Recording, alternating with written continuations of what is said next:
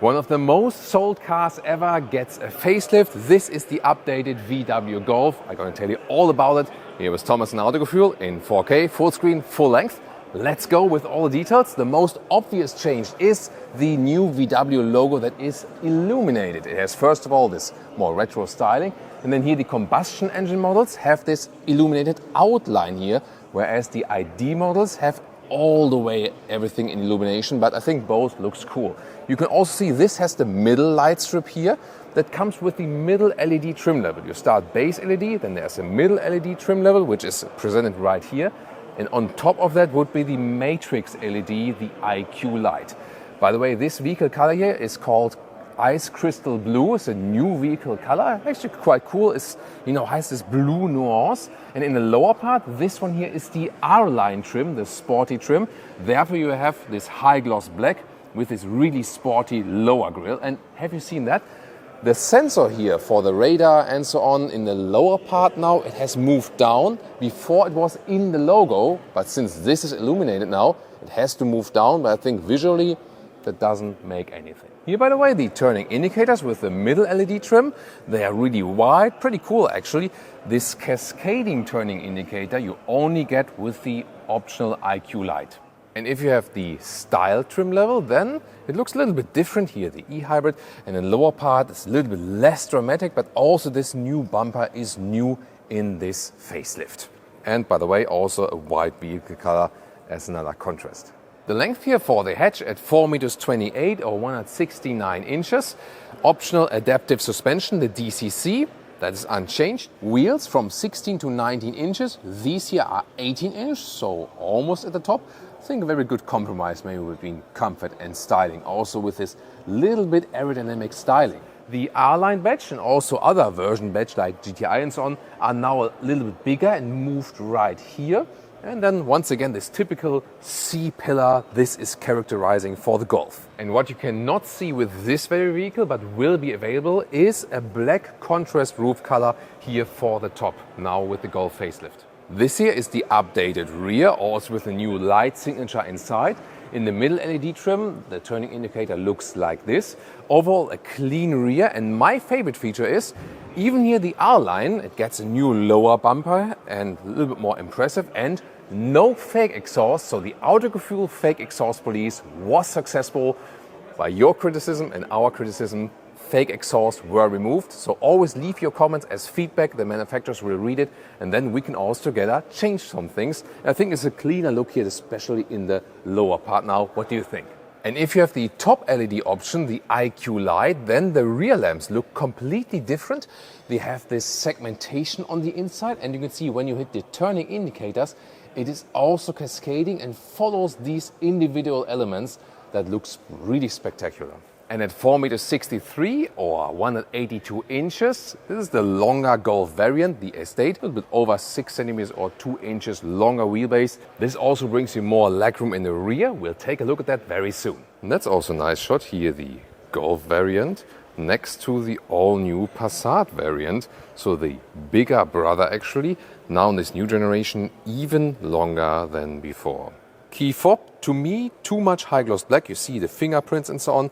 However, the door closing sound, typical Golf, really solid. You can also see, with the rubber lips and so on. I like that. Inside of the doors is soft touch in the top part here. That's good. And then we have microfiber insert because this is the R-Line. Then here in the front cockpit, you can see somewhat soft touch also for the dashboard. This carbon fiber alike decor element, but the GTI with the facelift will get exclusive real carbon fiber on the interior as an option. And the seating position here with these R-Line seats, sporty with the integrated head restraint. They're pretty cool. They're red on the outside, some microfiber situation. They hold you tight. At the same time, they offer good comfort also for tall people. And it's 6'2" or 1.89 meters for me. That still leaves some headroom. A panoramic roof is of course still an option. Interior cockpit overview. Two huge changes. First of all, the new biggest infotainment, 13-inch, and the smaller one would start at around 10-inch. So this 13-inch screen is actually standard for style, R-Line, GTI, and also for the R. And second thing, really important to me, here, even in the high trims like R-Line and so on, the buttons at the steering wheel come back. They are still this high gloss thing, but no hashtag capacitive BS anymore. They listened here to the Autogefühl community, so real buttons at the steering wheel. The lower trims did have that still, you know, but the higher trims didn't have that. It is uncertain yet if the R button at the true R steering wheel will still be capacitive, so they're deciding that at this moment. Digital instruments, you can always change the view, what you want to have, more modern view, for example, or also what you want to see on the left or right, and so on. And you can also get a real head-up display that is projected into the windscreen. If you have this larger infotainment system, but both are large now, of course one of the biggest advantages is here the projection for Apple CarPlay and Auto is just larger and also available wireless. Then you have this main menu as a better overview basically. You can also change here the different background colors for the ambient lighting, for example, also with a 2-color scheme.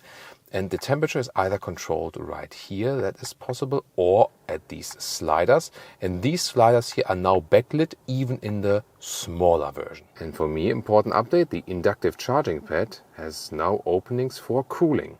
Rear seats, hardpack at the inside of the doors, and legroom here behind these voluminous sport seats is somewhat limited here.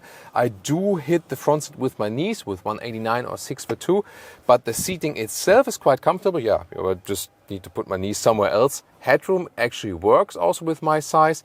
In the middle part you can also sit, but it's more comfortable on the outside, and the fabric is actually quite nice, once again with the R-line Alcantara accentuations. If you want more legroom, have to go for the variant for the Golf Estate. Just a quick reminder of the trunk space right here. Easily fits the normal luggage sizes, a meter or 40 inches in width, and the length is here at about 75 centimeters or 29 inches. Of course, we can also remove this top cover here. Goes actually quite quickly like this. You can also have a better view to the trunk. And you can also then better grab over here to fold the seats. Advantage for the Golf variant, Estate, Wagon, however you want to call it. Here with the Golf hatch, you remember, I was like this with the knees, and here I still have a little bit space then in front of my knees, so definitely better for tall adults in the rear. Now the loading area of the variant, the Estate, 610 up to 1,640 liters. The length is the difference here. First of all, let me get out the luggage. So whereas the hatch trunk would end right here at 75 centimeters, this is here more than a meter or 40 inches. So this is the length difference than here. Yeah, I know what you're thinking, with the Estate version. And of course, just easier to load things in and out. And also here the folding mechanism for the seats. It's really easily done. When you put in the head restraints, it's also folding down almost all the way flat. There's a little bit, you know, going up here when you put up the head restraints, and again like this and this, then you come down a little bit flatter. Also some very interesting updates as for the engines. First of all, since this Golf 8 generation we don't have any gas struts. It hasn't been changed with the facelift, sadly.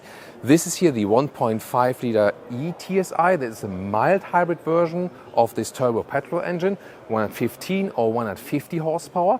If you don't go for the mild hybrid, you can also get it in combination with a manual still. Then there's also the 2 liter TSI 4-cylinder, the stronger engine, either with around 200 horsepower and all-wheel drive, or now 265 horsepower for the GTI version and 300 for the GTI Club Sport. There's still a 2-liter TDI, the turbo diesel, and the biggest upgrade is for the plug-in hybrid drivetrain, now a 1.5 TSI, and that one has doubled the battery capacity now to 20 kilowatt hours net, and also 11 kilowatt AC charging or 50 kilowatt DC charging. So after the Golf 8 has been launched, some people were really dissatisfied with the Golf, how it turned out and some of the features. Has this facelift now changed everything? I would like to know from you. Tell me in the comments. I think visually it works very well with the illumination changes, especially here in the R-line. On the interior, to me the most important change is the quicker infotainment system, and it's larger but faster at the same time. So we have to test it also longer term if it works, and of course when we do another driving test and so on. I really like the seats here, especially also in the R-line. This is actually my favorite.